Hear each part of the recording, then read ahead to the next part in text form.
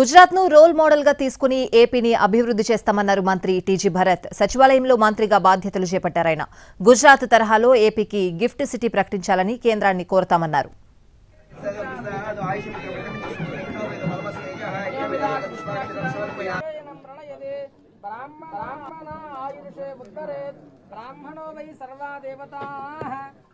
చెప్పేది ఏది మాయాబజార్ కాదు. బట్ 100 times ప్రీవియస్ గవర్నమెంట్ కన్నా 100 times అయితే బెటర్ చేయగలుగుతాం అయితే మాత్రం హామీ ఇవ్వడం జరుగుతోంది.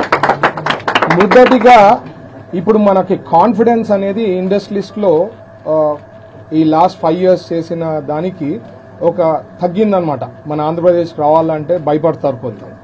So basically what we have to do is మనము ఇన్సెంటివ్స్ ఏదైతే ఉందో రాయితీలు ఆల్రెడీ అనౌన్స్ చేసి ఉంటామో అవి చాలా వరకు అట్లే అయిపోయింది. ఇన్సెంటివ్స్ అనౌన్స్ అయినాయి, వాళ్ళకు వచ్చినాయి, ప్రాసెస్ అయిపోయింది. బట్ ఏవి కూడా వాళ్ళకి అందడం అనేది కాలేదన్నమాట. ఓన్లీ ఎంఎస్ఎంఈకి కొద్ది వరకు ఏమో జరిగిందని నిన్న. సో ఈ ఇన్సెంటివ్స్ అనేది చంద్రబాబు గారితో ఫాలోఅప్ చేసి ఖచ్చితంగా వీలైనంత త్వరలో మనం అది వాళ్ళకి రిలీజ్ చేస్తే ఒక కాన్ఫిడెన్స్ అనేది వస్తుంది ముందు. ఎందుకంటే నేను జస్ట్ ఒక 4-5 daysతో ఇంటరాక్షన్తో పెద్ద పెద్ద ఇండస్ట్రీస్ వచ్చేదానికి చాలా అవకాశం ఉంది. కోస్టల్ లైన్ ఉంది. సో ఇట్లాంటివి అన్ని we have better picture than lot of other states అన్నమాట. సో మనము వాళ్ళకి వర్కౌట్ చేసి ఏ డిస్ట్రిక్ట్స్లో ఆ రా మెటీరియల్ సోర్సెస్ అనుకోండి, న్యాచురల్ ఏమున్నాయి అక్కడ డెవలప్ చేస్తూ అంటే ఓవరాల్ గ్రోత్ ఇవ్వాలి. ఒక ప్లేస్ అనేది కాకుండా స్టేట్ వైడ్. ఎందుకంటే చంద్రబాబు గారు ఉద్దేశం కూడా అదే అనమాట, స్టేట్ వైడ్ గ్రోత్ అనేది ఇవ్వాలా.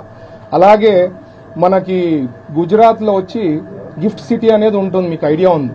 సో మనకి ఎట్లయినా స్పెషల్ స్టేటస్ అనేది ప్రజెంట్ అది కోల్డ్ స్టోరేజ్ లో ఉంది కాబట్టి చంద్రబాబు గారిని రిక్వెస్ట్ చేసి సార్ మనకు కూడా గిఫ్ట్ సిటీ అనేది ఇవ్వాలా ఆంధ్రప్రదేశ్ అని చెప్పి రిక్వెస్ట్ చేస్తాం, పుష్ చేస్తాము. So will try to put in all efforts and see అంటే మా సైడ్ నుంచి లోకేష్ గారు